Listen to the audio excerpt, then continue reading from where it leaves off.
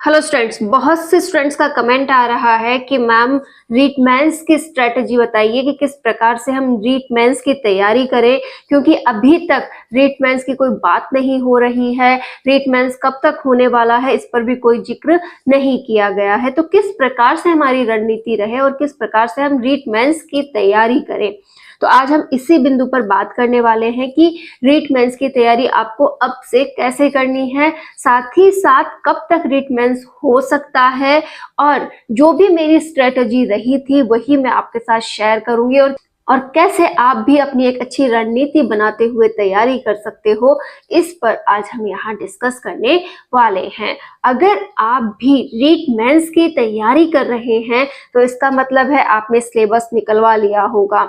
अगर अभी तक भी आपके पास सिलेबस की कॉपी नहीं है तो प्लीज एक बार अपने पास रीट मेंस की सिलेबस की कॉपी जरूर निकलवा कर रखें, क्योंकि किसी की भी एग्जाम की तैयारी कर लीजिए, जब तक सिलेबस की कॉपी हमारे पास नहीं होती उसके हर एक टॉपिक पर हम बिल्कुल भी मनन नहीं कर सकते, उसे हम अच्छे से समझ नहीं सकते। तो पहला काम ये कीजिएगा, फोन वगैरह में ये मत सोचिए कि सिलेबस तो फोन में है वहां से देख लूंगा, नहीं, आप एक कॉपी सिलेबस के जरूर निकलवा लें। और सिलेबस जब आपने समझ लिया तो आप उसके हर एक बिंदु को समझ जाएंगे कि इसमें राजस्थान को किस तरीके से दिया गया है, कैसे आपके सब्जेक्ट को दिया गया है, कैसे साइकोलॉजी को पूछा गया है, कैसे सूचना प्रौद्योगिकी को पूछा गया है, हर एक बिंदु आपके सामने आ जाएगा। तो अब तक आपने सिलेबस को एक बार जरूर समझ लिया होगा।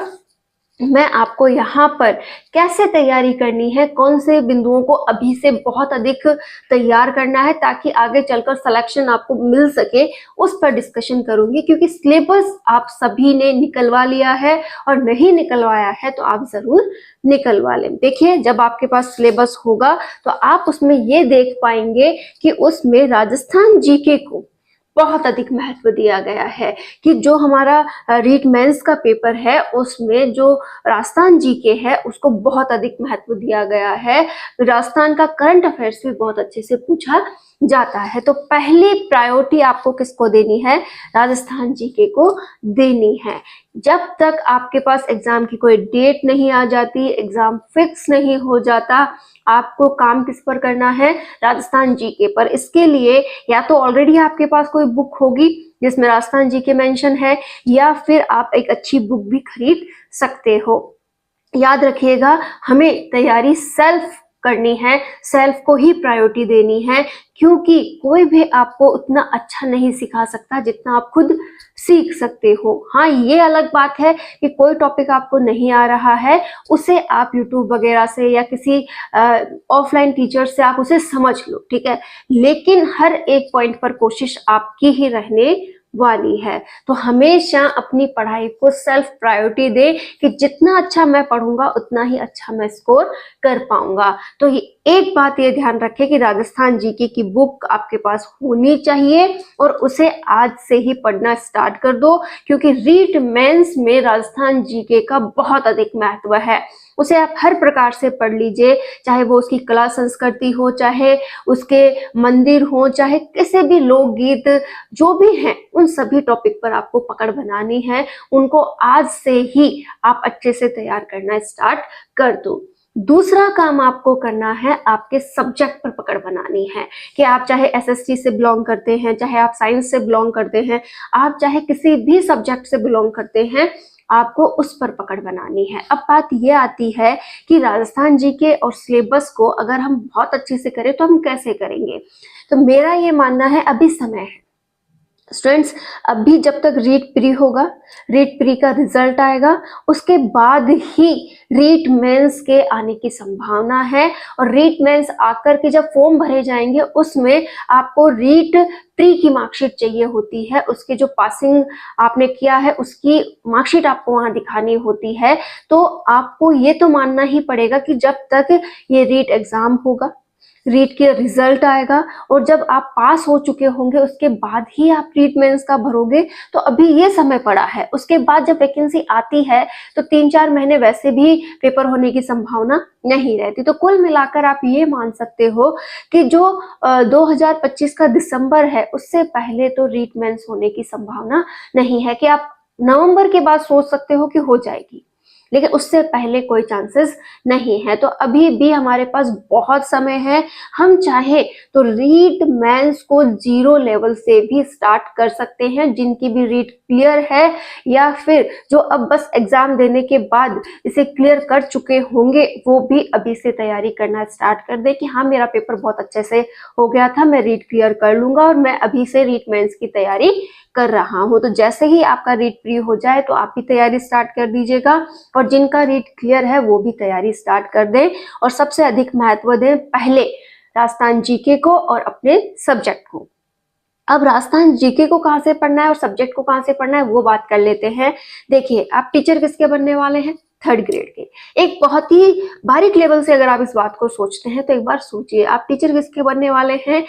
3rd ग्रेड टीचर बनने वाले हैं। मतलब आपको 8 तक के स्टूडेंट को पढ़ाना है, 8वीं तक के बच्चों को पढ़ाना। तो सबसे पहले आपको 8वीं तक के बच्चों को पढ़ाने जितना आना चाहिए, मतलब उनके जो सिलेबस चल रहा है उस पर आपको लाइन टू लाइन पकड़ होनी चाहिए कि हाँ बच्चों को मुझे ये बताना है और उसे ये समझाना है। ठीक है, तो हमारा कहना क्या होगा कि 6ठी से लेकर 8वीं तक जो भी बुक्स हैं उन्हें आप बहुत अच्छे से पढ़ लो। जैसे आप लेवल 1 की कर रहे हो तो आपको 5th को भी ऐड करना पड़ेगा कि 5वीं से लेकर आप 8वीं तक की जो भी बुक्स हैं उन्हें अच्छे से पढ़ लो।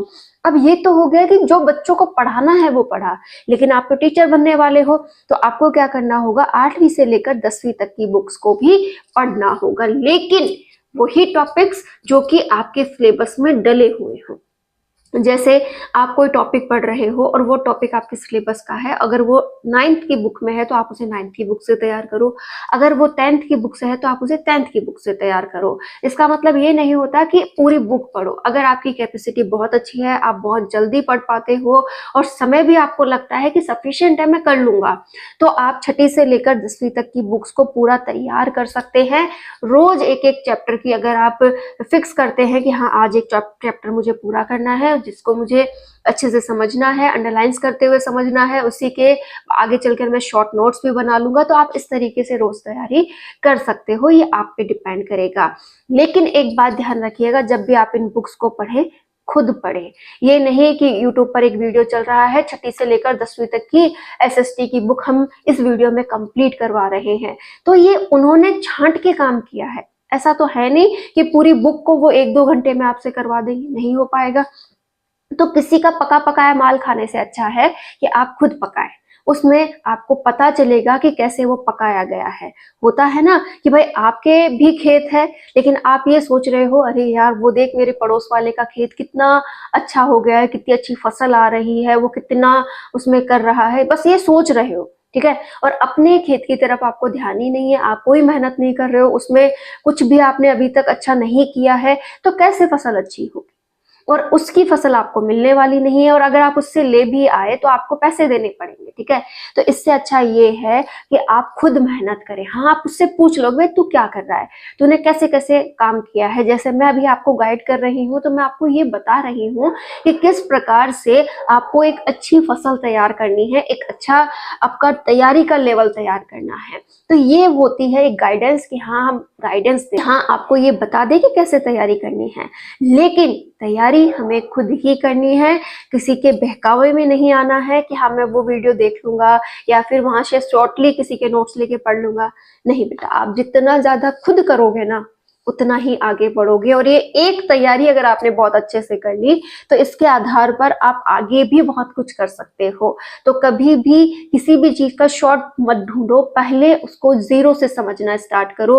होता है ना कई स्टूडेंट्स को कई बातें समझ ही नहीं आती हैं कि वो क्या कर रहे हैं, क्यों पढ़ रहे हैं इस टॉपिक को, इस टॉपिक का लेना देना क्या है, कहाँ से आया है, मतलब जड़ नहीं पता है, और आप उसको लेकर के ऐसे बर्डन में फील करते हो यार कैसे होगा ये टॉपिक। जबकि अगर उसी टॉपिक को आपने एक बार लगाव से 0 लेवल से पढ़ लिया ना, वो टॉपिक आपको आने लगेगा। जैसे आपको मैं एक एग्जांपल दूं, आप भगत सिंह जो कि हमारे क्रांतिकारी नेता हैं उन्हें पढ़ना चाहते हैं, नाम पढ़ लिया भगत सिंह को पढ़ना है, भगत सिंह को पढ़ना है, एक बार उनकी तरह से सोचो, कि हाँ एक भगत सिंह थे, ऐसे क्रांतिकारी थे, मैंने उसकी एक बार मूवी भी देखी थी, इस तरीके का उनके लिए बताया गया था, मतलब एक छवि तैयार कर ली उस इंसान की, ठीक है।